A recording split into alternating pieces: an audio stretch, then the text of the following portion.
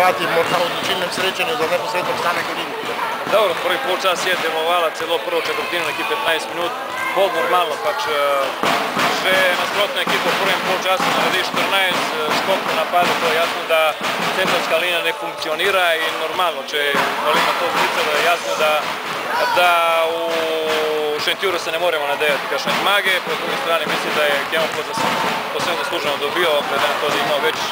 število kvalitetnih igralcev, se pravi, mi imamo 4-5 kvalitetnih, če od tih 4-5 trije blokirajo, kot so danes to naredili Jovanović, Moro pa Sodo, jasno, da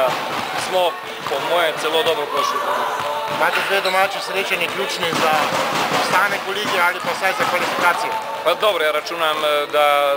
smo zdaj približno v kvalifikaciji, tudi če zmagamo obema, ne če zmagamo, sigurno bomo zmagali, ampak po druge strani v krogu z Alposom smo precej slabši i normalno,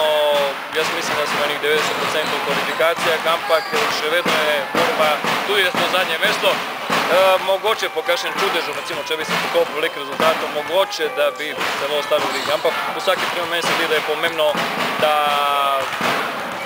ne budemo zadnji. To je pomembno in pol normalno, kar bo v kvalifikacijah, če bo normalno, zdaj je odvisno in kako bo igrala danes Škofja Loka in ostali nasprotniki, ampak očitno, da ta moja ekipa funkcionira samo na domačem igrišču.